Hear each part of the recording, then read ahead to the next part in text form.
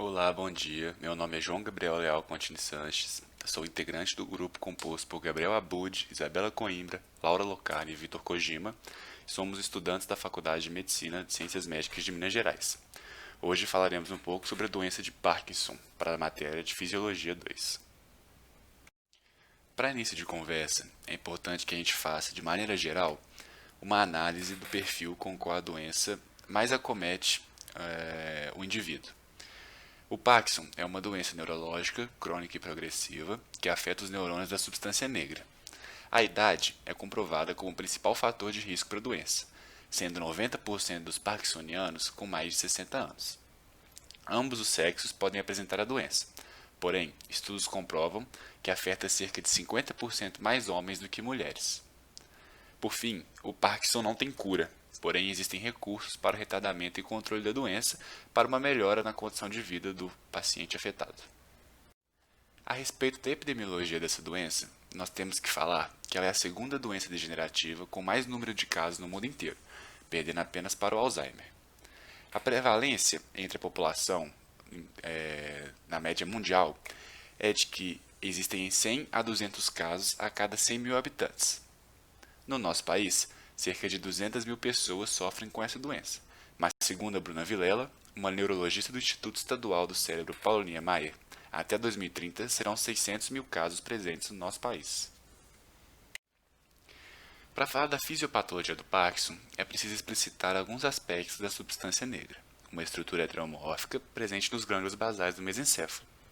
Seu nome se relaciona com a pigmentação escura que ela apresenta, denominada neuromelanina.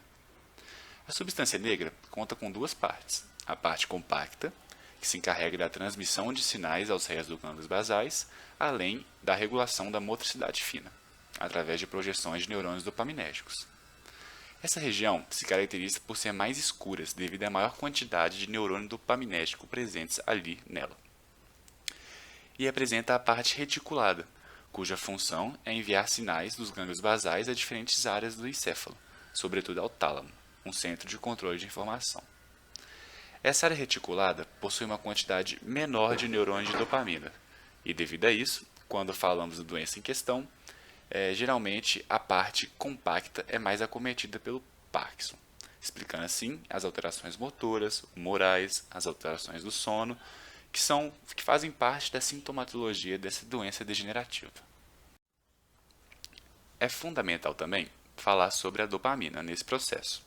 A dopamina é um neurotransmissor da família das catecolaminas e é responsável pelo controle motor, cognitivo, da compensação, do prazer, do humor e algumas funções endócrinas.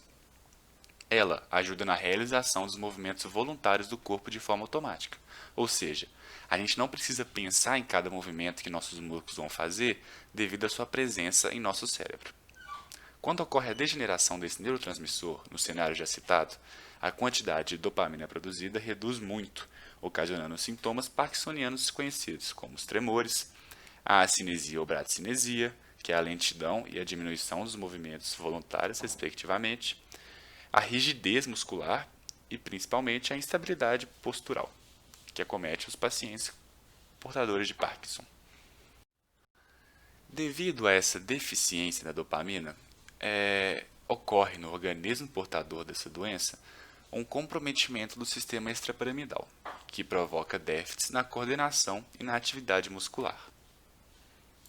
Assim, podemos observar sintomas como a diminuição da força, problemas na manutenção de postura, alterações na marcha, enrijecimento muscular e problemas na coordenação fina. Nos pacientes parkinsonianos são predominantes os sintomas de bradicinesia, tremores e alteração na marcha. A bradicinesia é caracterizada pela lentidão para realizar os movimentos e pode estar associada à hipocinesia, que é a carência de movimentos com baixa amplitude, e a acinesia, que é a dificuldade para iniciar os movimentos. O tremor patológico, ele costuma acometer segmentos distais dos membros, cabeça, língua, mento, prega vocal e raramente o tronco, e ele pode ser tanto de repouso como de ação. Quanto à marcha, observa-se dificuldade para andar em trajetória circular realizar atividades motoras e cognitivas simultaneamente e desviar de obstáculos. Podem ser divididos em episódicos, que é aleatório e inexplicável, ou contínuos, que é uma alteração do padrão da marcha, uma alteração mais consistente, pode ocorrer a todo instante. Por fim, há também dificuldade em realizar atividades motoras, como escrever e falar, além de distúrbios na fala e no sono. É muito importante também citar os sintomas secundários dessa doença, como a depressão. Geralmente, como essa doença comete pessoas mais de idade, com mais de 60 anos, uma das características é a perda da autonomia funcional. Perda essa autonomia que uma pessoa costumava ter durante sua vida inteira. Então, geralmente, quando a doença atinge o estágio 3, quando começa a perder um pouco dessa autonomia, a pessoa sofre muito com a dependência gerada. E isso gera uma depressão. Por isso é importante analisar não só os sintomas físicos e clínicos, mas sim os psicológicos também. Bom, falando mais um pouco sobre os estágios da doença, o primeiro estágio são os sintomas que não interferindo ainda na vida cotidiana. Os tremores atingem apenas um lado do corpo, às vezes passam despercebidos, não incomoda tanto o paciente. Já o estágio 2, os tremores atingem os dois lados do corpo e o paciente começa a demandar mais tempo para realizar atividades com que antes fazia com mais agilidade. O estágio 3 é o estágio em que o paciente começa a perder sua autonomia e surge sintomas como a depressão, por exemplo. Nesse estágio, deve ficar atento às quedas, visto que com um acirramento dos sintomas, uma agravação dos sintomas, é possível com que ele perca o equilíbrio mais facilmente. Já no estágio 4, torna-se essencial a presença de um cuidador, e o doente tem dificuldade para andar, para falar, realizar tarefas simples com que antes ele fazia com facilidade. O último estágio é o estágio mais avançado da doença. É o momento em que o paciente perde a rigidez nas pernas e isso faz com que ele pare de andar, que o impeça de caminhar. Alguns podem apresentar delírios e alucinações devido à alta quantidade de medicação necessária para tentar controlar os sintomas dessa doença.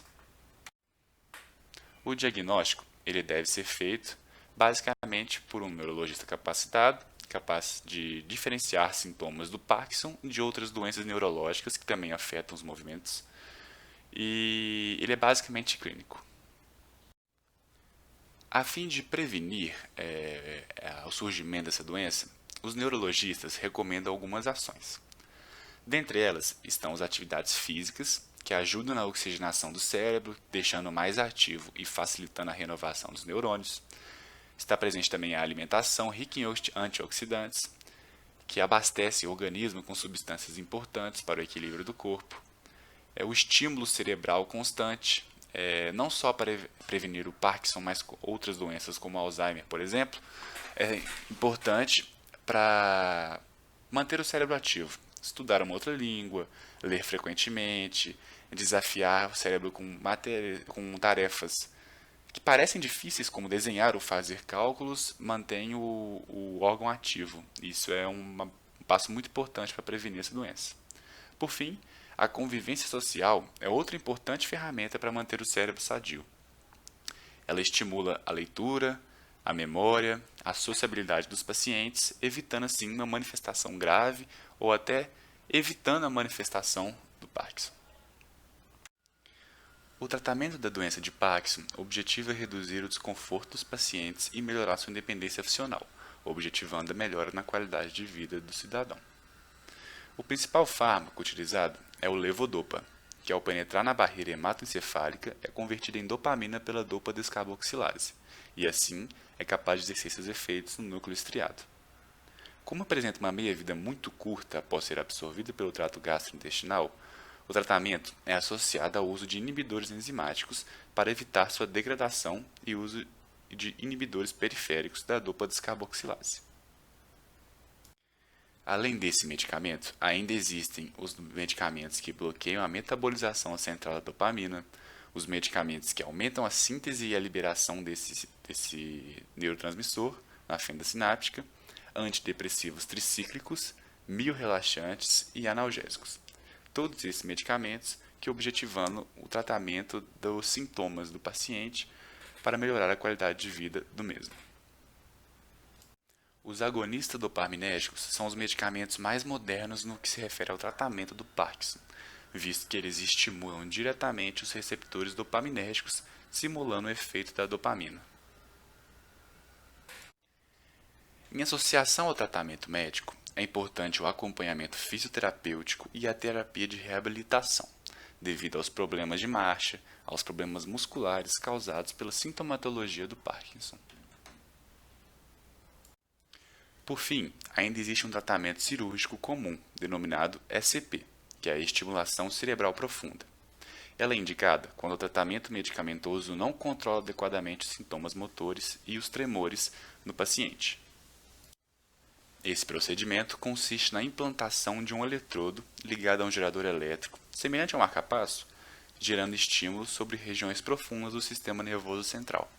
Assim, promove alterações e modula o funcionamento dos neurônios presentes nessa área. Essas foram as nossas referências. Espero que vocês tenham gostado da nossa aula. Muito obrigado.